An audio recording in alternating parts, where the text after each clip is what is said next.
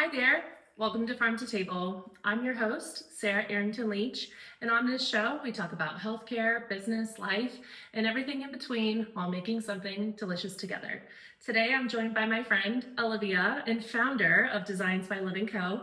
Living Co is the perfect blend of classic and charming, a little bit of this, a little bit of that. Whether you're looking to add a pop of color to your living room or seek the perfect accent piece for your bedroom, Living Co's diverse range guarantees you'll find exactly what you're looking for, making every corner a conversation starter. So what's really on the table today? Unexpected chapters, relationships that last, why labels impact how much you pay for medications, and throwing a tea party when things just don't go your way. Olivia will also be bringing with her her recipe for Russian tea cookies with a couple of modifications. I'm about to meet Olivia, but first I'm gonna stop in the garden and see what's growing. Thanks for being at the table. See you soon. It's a bright, sunny, beautiful day here in the garden. And for our tea party today, I thought Olivia and I could enjoy a delicious caffeine-free mint tea. So I'm going to cook that now. And then we're just gonna steep the leaves in some hot water to make a delicious tea. Olivia has some dietary restrictions that we need to be mindful of. So I thought we could have some little tea sandwiches along with the cookies we're about to make that are both gluten-free, dairy-free. So I'm gonna use a dairy-free Boursin spread, and then I'm gonna add some celery to it to give it a little crunch.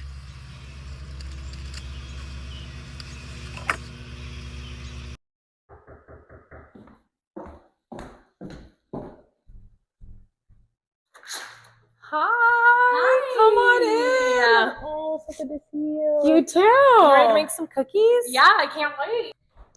All right, let's get into it. Well, welcome to the table. I'm so excited to have you and to make these delicious Russian tea cookies.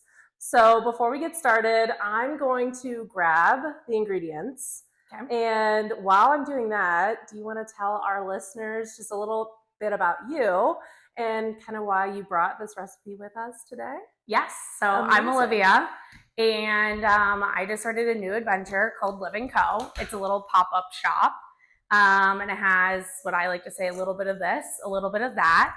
But the recipe that we are making today is Russian tea cookies. So growing up, my parents traveled all the time, and my sweet Aunt Mary Jo, who we call JoJo, would always bring these cookies. So I was probably about 5 or 6 years old. And for whatever reason, I loved these cookies. Every time she would come and watch me, which at the time we lived in Chicago, so she would drive all the way to Cincinnati to Chicago, watch me for a week or two, and bring these cookies. So I wanted to share it with Sarah and everybody else. I don't know why I love them, but I do. They're just so good. And they're perfect for a tea party. Yes, and they're not like your average cookie that you would think a 5-year-old would like, but they're just like that perfect bite. And they're also so easy. So easy. So easy to make. And why don't you tell everyone a little bit about, okay, so we'll get into the ingredients, but why don't you tell everyone a little bit about some of the restrictions we're dealing with here? Okay, yeah. So I'm allergic to nickel. So a lot of people have a nickel allergy to jewelry, but mine is with food. So the recipe really calls for pecans, which I can't have nuts. So Sarah and I will be making 2 separate bowls. I will be having pumpkin seeds. Sarah will have pecans. We've also, with the nickel allergy, I'm allergic to gluten and dairy and soy. So we've got King Arthur's 1-to-1 ratio, gluten-free flour. We've got Country Crock dairy-free butter, which works like a pro, and everything else I can have. Amazing. So these are gluten-free, dairy-free, nut-free, soy-free, and technically vegan. Yeah, So, actually they are. You know, because there's no eggs. Yeah, there's no eggs in this. Honestly, when I first saw this recipe, I was like, wait, is this everything? Like, I feel like we're missing something here. But then it's like, no, it all really comes together. So it's amazing. But as I was thinking about this is such a interesting take on a recipe from a family member, because we're modifying it to make it work for us. Yeah. And that's what life is all about. So let's talk about the ingredients. Yes. And then we can dive in. So I'll read them. Okay. So essentially, what you're going to need: 1 cup of butter, whatever kind of butter works for you, a 1/2 cup of powdered sugar, 1 teaspoon of vanilla, 2 1/4 cups of flour, 1/4 teaspoon of salt, and 3/4 cup chopped pecans.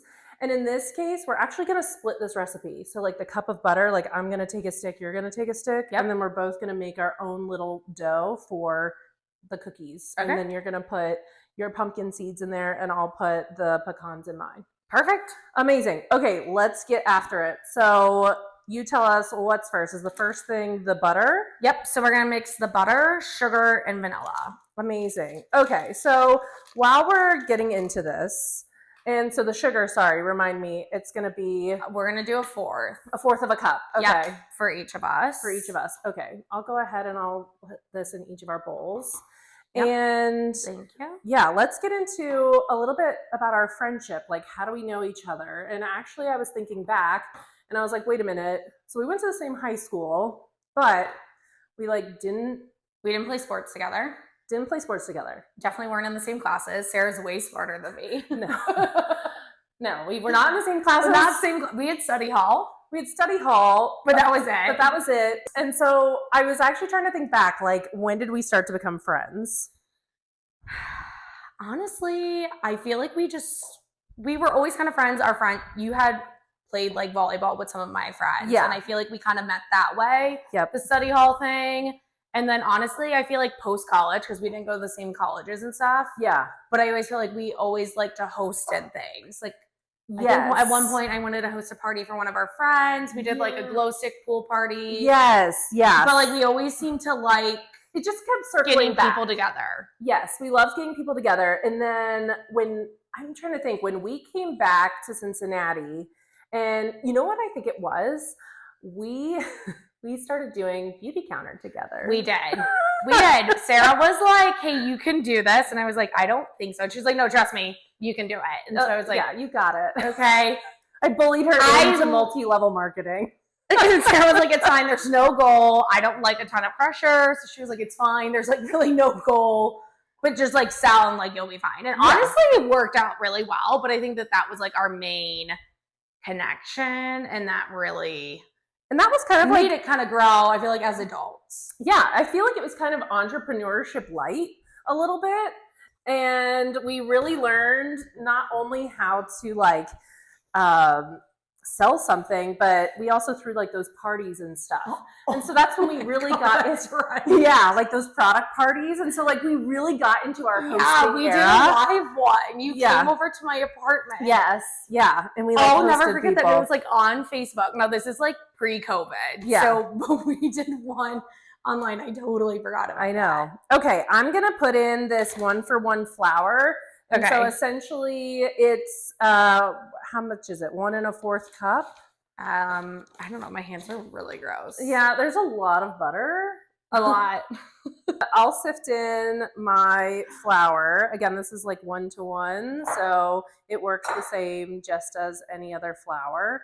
And then I'll sift yours in too. Perfect. We'll need a little more than a cup, but honestly, I think it should be fine. Yeah, as many people will realize, we eyeball a lot around here, and I know that's probably not ideal for baking, but I was going to say, this is why Mary Jo always brought the cookies. She never made them with me, because even as a kid, I'd be like, Mom, it looks good. It looks good. It's fine. It's not precise, and that's all good. Okay, so, all right, we did Beauty Counter, but then, you know what really solidified our friendship? What? Getting up and doing those workouts at 6 a.m. during COVID. Yeah, okay, so Sarah has a friend from the high school that she went to before we had met. And I don't know how it got started, but she was like, hey, we're going to start working out at 6 a.m. together. And for whatever reason, I was like, yeah, for sure, let's go and do it. I think I'm also just like a yes friend in a way, because I'm like, oh, it's not gonna hurt anything. But yeah, no, we did that actually for a very long time. Those were actually really brutal. Those were brutal. But we really connected because the workout classes was just you and me and then my husband, who also came, who was such a trooper. Such a trooper. And I just feel like you really see a person's true colors at 6 a.m. At 6 a.m., but we would talk about work stuff. We talk about personal things. And our horrible business ideas. Yeah. Remember the alpaca farm? Yeah. No one steal this idea. Can I talk about it? Yeah, let's talk about the alpaca farm. Honestly, I'm like dripping butter. Okay, no, it's but okay. I think there's still a chance we so can if do the anybody alpaca wants farm. to fund me or fund us, I'm also gonna go ahead and add in the salt. So I've had some like weird health issues, you could say. I probably shouldn't say weird because other people have them too, but just not your normal, whatever. I'm also putting in the vanilla because last podcast I forgot, so we're just gonna go for it. Okay, and now we go in and we mix it again. Yes, yeah. Okay. Anyways, my skin was becoming super sensitive. I was like breaking out. I mean, I got tested for all these different things. Long story short, came to find out it was like more of just like extreme stress and PTSD. But carrying on to the alpaca idea, but this is where it stemmed from, is that my skin was so sensitive. So then I started looking into clothing, and then I said, Sarah, I have a really crazy idea. And I was like, I think I want an alpaca farm, because alpaca, I don't want to say clothing, but like their hair, whatever, fur, hide. Anyways, I think it's their I don't know what to call it. I'm like, wait, but it's their hair. But it whatever. It's really good though for hot and cold and temperature wise, and it's very like allergy friendly in a way. Even though a lot of people think it's really itchy, but if you were to look it up, because I did, because I'm one of those people that does the deep dive into stuff. So then I was like, okay, instead of just making clothing that's really friendly and that absorbs sweat and gets rid of it, because cotton's really good for you, but I don't know, cotton doesn't like, it just like stays wet when you're sweaty, and I'm a really sweaty person when I work out. Makes sense. So anyways, so I was like, okay, instead of just like making clothing out of alpaca and it'd be really cute and whatever, I was like, what if we make it like a whole theme? Yeah, and I literally was like, what if we had like a literal farm where you could go and visit the alpaca that made your clothes? Yeah. So imagine this. We're going to have an alpaca farm, like hundreds of alpacas. We'll have like the barber, like clipper, like station. Yeah, and you can like see it. You could like, we could do classes for like knitting even. Like I was thinking like, oh, like we could, you know, make like headbands, not headbands, but what are those things called when you're cold? I can't think of it. Ear warmers? Yes, ear warmers. Thank you. Mittens, socks. There's a limitless amount of possibilities with the alpaca business. I'm telling you. This is where I think Sarah really realized that I was like kind of nuts enough that I was like, listen, this is my idea. I want to do this. It still hasn't happened yet, but it's definitely possible, and I think it might be like down the road, you know, we're just like kind of figuring it out. Yeah. But also there are a lot of people who do have sensitivities to certain clothing material. So that's really where it came from. Plus like alpaca are really cute. And really we have like cute. a little petting zoo. We There's have like just so Mother's much. Day. Yeah. And I just feel like, so all that to say, I think part of what has kept us together this entire time is that like we are just willing to go all in and go all the way, no matter what the idea is, and like no judgment. No judgment. Like Sarah was like, for sure. Like, let's do I was like, I'm like let's do pricing this. out like the cost to buy an alpaca. I'm like looking up land. Like we were like, do we do it in Ohio or like do we do it somewhere else? Yeah, I'm like, do we want to be okay? Sorry, I'm actually chopping up these pecans to put in my dough. I don't know. Do you want to chop those up, or you just want to throw them in? No, I'm just throwing mine in. Yeah, they're small enough, I think. Yeah. And you know, as I showed in my last video, my hack is that I put just throw. Oh, yeah, that's good there. Yeah. I think I put like way too much in there. There's like no measuring over There's here. no measuring over here. We're just measuring with love. And sorry as for I all say, you bakers. You're probably this is offensive, honestly. This entire show. Sorry about that. If you've dedicated your life to baking well, maybe you could be on the podcast. maybe you can help us. Yeah. So essentially, Now, I'm just chopping up these pecans, and as I say, I just go to town and whack them inside the bag, and that helps keep the mess contained. We love containing the mess. So I'm just going to throw mine kind of in there, and then we incorporate it. Yeah. So the recipe really came, so my aunt would make them, but really it came from like a family friend. Oh, really? Yeah. My aunt was really sick and she had passed away, but it was like the family friend was so close with my aunt. Yeah. Because my other aunt was sick. And so that's when she would bring them all the time, which is just like kind of funny. It is funny how recipes kind of pass hands. Yeah. And then that's why I was like, oh, when she sent, my aunt like sent like a piece of paper. Yeah. And I was like, this isn't her normal recipe card. Yeah. And it's like as recipes kind of get handed down, they get modified. They like, do. for what Like you need. me. Yeah, right, exactly. This is such a good example of that. I'm a big modifier. Let me go grab really quick the cookie sheet because I definitely forgot that. Oh, okay. Yeah, are we baking them together? Yeah, we're gonna bake them together. Cookie sheet, a requirement for baking cookies, Yes. and I somehow forgot that. Is it nonstick? It's nonstick, but you don't have to grease it. We just put them straight on there. Okay. Yeah, so maybe you can put yours on the right and I'll put mine on the left. Okay. But essentially we're just making, what, like 1-inch balls? Yes. And throwing them on there. Yeah, kind of. And it is crazy. Like it comes together and it seems like there's no way this dough is coming together, and then it does. It's like magic. You know, we were also talking about like other alternatives because there are people who have a lot of nut allergies. Now, I'm not someone that's like, I need like an EpiPen, but I would be curious to see like what else you could do with. You know, I thought about, you could also put in here sunflower seeds. Yeah. Like that could be really yummy. Or like dried fruit. Dried fruit. Like I was thinking like about really chopped dried fruit. Yeah, or like you could do something small like a lemon. currant. Oh, what's a currant? Oh, a currant. Oh my gosh. For those who don't know what a currant is, it is one of the only native soft fruits to Ireland. And I actually found that out when I was at Ballymaloe. Okay, I was wondering. I was like, the heck's a currant? And while we were there, we had these delicious, actually gluten-free currant scones. Oh. I'm going to have to give you the recipe. They were so good, especially with that. Well, you couldn't have the Pharm fresh butter, but no, you could put your dairy alternative. Yes, 100%. Currant. Oh, I know what I was gonna say. Lemon poppy seed. Like I feel like you could do lemon and poppy seed. Oh, yum! Yes, maybe. Yes, I would think. So, yeah, that would give it like that a would give it a little twist. and some texture.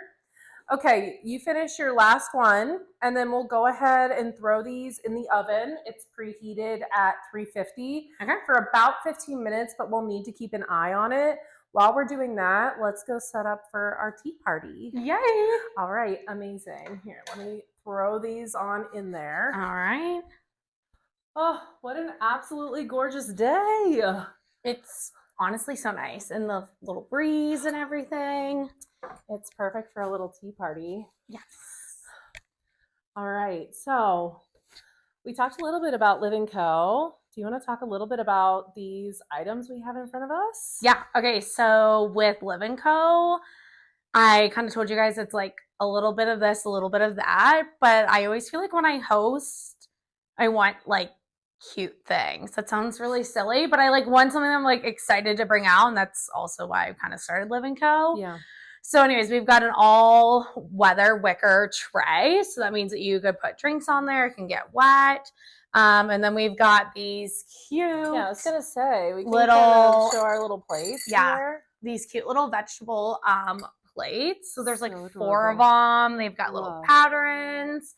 And then I've got this hydrangea tray, which I love for summer. So this is all very summery themed. Yes. It's still a new adventure for me, but I am actually really excited for more of the fall stuff to come out. But I definitely think I hit it on the head. I think that's the saying with kind of like summer Oh, girly absolutely. pop Yes. decor. And we're enjoying some tea, and essentially it's just mint leaves steeped in hot water. And then I also put some local honey in there. It's a good. It's so good. I know, it's like just so fresh and so easy. And then I also Okay, wait, I made, really do like that. I know, isn't it good? Like you're like, I'm gonna oh, need it's to know where just- you got the honey from. I have a secret source. I have a guy. You have a guy. I have a honey guy. Oh, okay. Who doesn't have a honey guy? So anyway, and then I also made some tea sandwiches as well, and it's with gluten-free bread, the boursin, dairy-free cheese on there, and then a little celery from the garden as well. We'll show the platter, and you can take a little bite of one. Yes. Yeah, why not? They're like little. Okay, wait, this is actually really good. Let's get into the tea. Okay. What's spilling? We're spilling. Let's talk a little bit about your. Are you okay? She's dying, everyone. She's dying. Okay, let's dive in a little bit into your accident, if you're willing to share. Okay, yeah. So I got into a really bad car accident about 4 years ago. And I was hit head on. Sarah actually saw it. I was actually there. It was actually on our way to one The of our workouts. very early morning workouts. Yeah. So someone decided to go around a moving semi. So it was like a one way each way. He went around a blind turn trying to go around the semi, and then I was like literally right there. So it was about a month before my wedding. And it's been 4 years now. It was right before Memorial Day weekend. So still been dealing with like some health issues and things. And honestly, it's very interesting what the brain, gut, kind of like everything connects. Like obviously when you say that, you're like, of course it connects. Yeah. But even to this day, I'm like still learning stuff just about like even hormones and things like that. I mean, it's just really crazy. But one of the biggest things that I've talked to Sarah about is the ADHD part of me. I've always had ADHD, and I've always been on Focalin. And then for whatever reason, after the accident, and it's known to happen after you have a brain injury or something like that. I don't think I specified that, but after you have a brain injury or hit to the head, like your chemistry can change.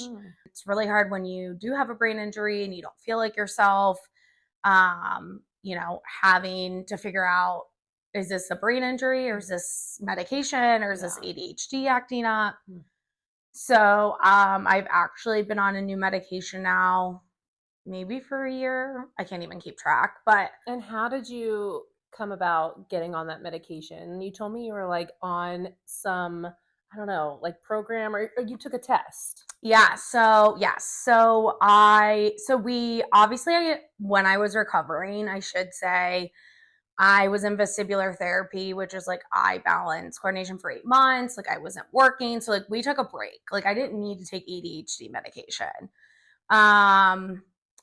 And then when I started to go back to work very slowly, like at 2 hours at a time, you know, we started to ramp up kind of the dosage and just like taking the medication again. And it got to a point where we couldn't figure out what was working, what wasn't.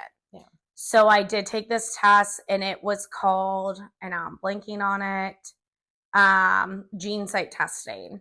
So it's basically you can take it and it does like antipsychotics. It's kind of nice. You don't have to just like keep trying a bunch of medication. Like you can take a test that ultimately helps you get to which medication. Yeah. And it's not like 100%. Like it could be like, hey, this group of, you know, anxiety meds of this family is probably going to suit you better than like this other kind. And by the way, I'm not a pharmacist. I just deal with a lot of drugs. And I know a lot about them, not necessarily how they work or anything like that, but really what I like to work on is how drugs get to patients, and honestly, what makes patients take which drugs and how they got to their diagnosis or how they got to their treatment. So that's why this is just super fascinating to me. Well, yeah, and Sarah's like my go-to. Like if I'm like, I have this problem, fix it or explain it to me before I lose my mind.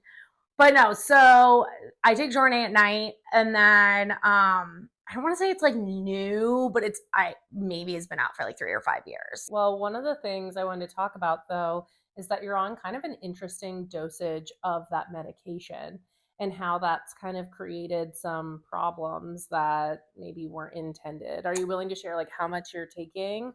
Yeah, so um I'll say this, like I'm still learning about it, but like every group of ADHD medication, the dosages are like different and Sure. it varies from person to person.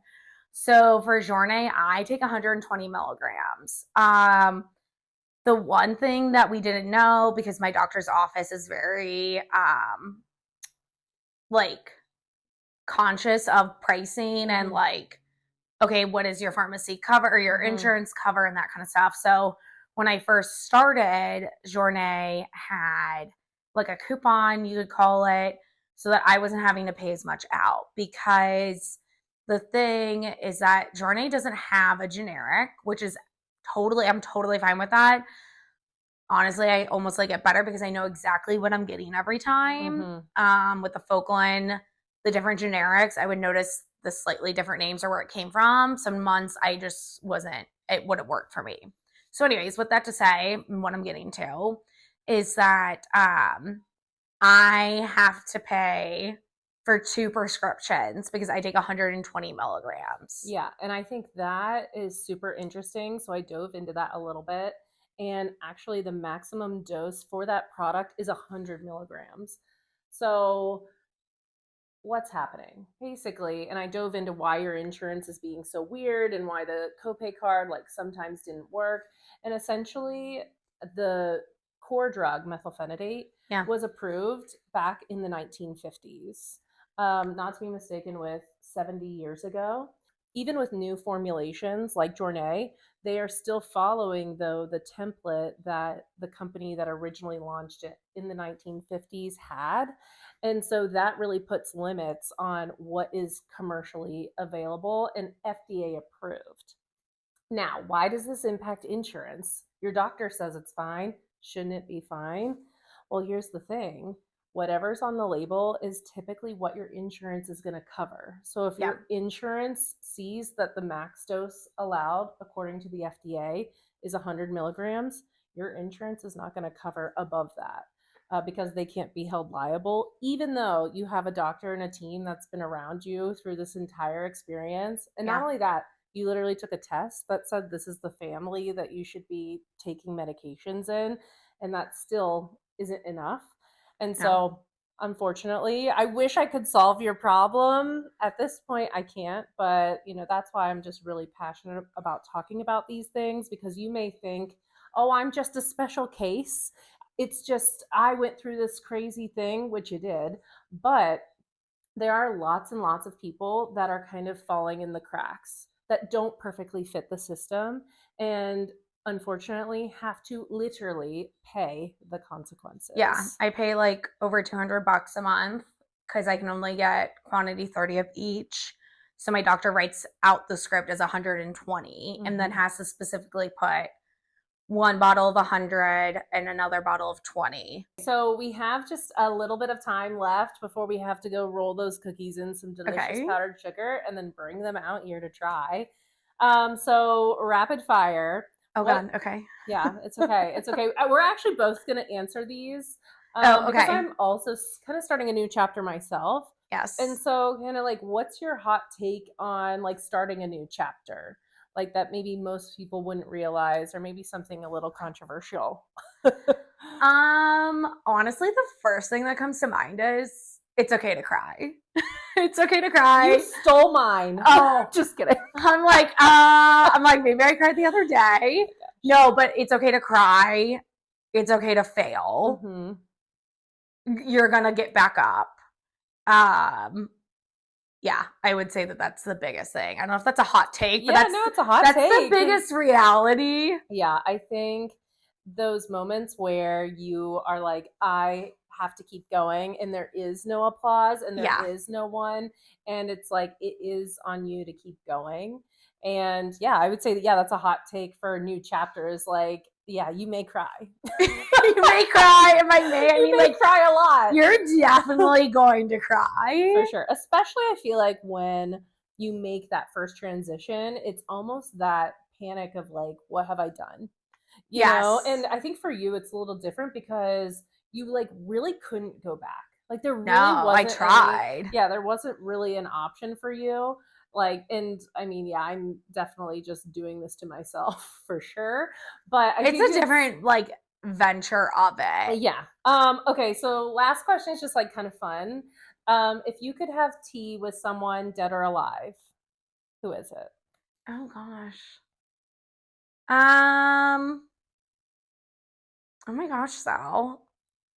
I think part of me actually would want to have tea with Taylor Swift. Okay, love. I think I would want to pick her brain and just honestly how she does it. I heard that she doesn't have a therapist.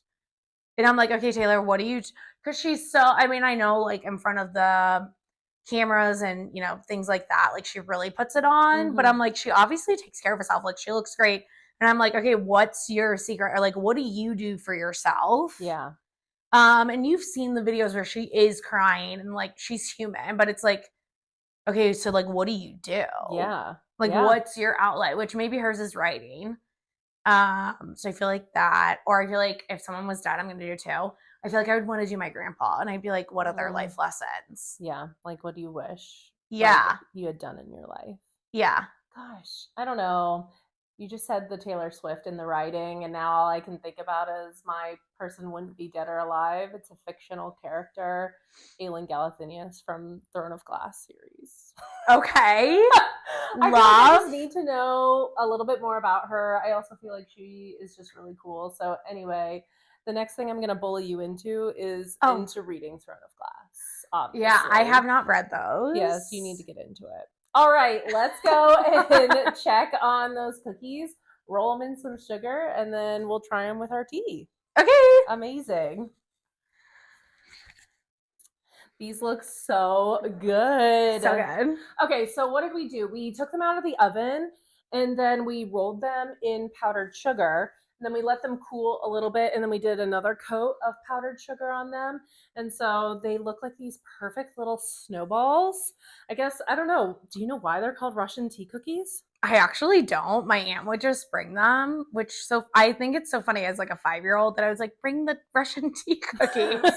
Not bring like the Russian cookies. Yeah, bring the Russian cookies.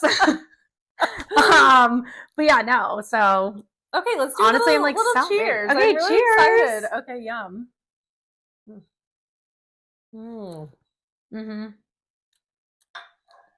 Tastes like you remember. Even with the modifications. I think it's the vanilla part I love. The spirit of the cookie is still there. It is. Honestly, it takes me back. I'm in my parents' kitchen where we lived in Chicago. My aunt has like the Tupperware container. Yeah. And she would just have like a line of cookies. That's so special and so sweet. Yeah. Well, where can the listeners find Live & Co., your pop-ups, things like that? Yeah. So I'm on Instagram. So Designs by Live & Co. So you can find me on Instagram, and I also have a website, but this weekend I will be at Hyde Park Market, and then I'll be at City Flea later on the year, and Charm at the Pharm. I'll be at Marmalade Lily, but you can find that on the website or on Instagram. Perfect. Well, I have enjoyed having a tea party with you today. I'm just so proud of the journey that you've been on and how much you've had to overcome just to get to this point. And I'm just really excited to see where Live & Co. goes. And I think I might need just one more cheers with this cookie and another bite. What do you think? Yeah. Cheers. Cheers. Thanks for coming to the table, everyone. I think we can all agree we should all be throwing way more tea parties. I just want to say thank you for taking the time to watch this show. If you could like, follow, subscribe, whatever the heck you do on these things, I would really appreciate it. And thank you again for coming to the table. See you next time.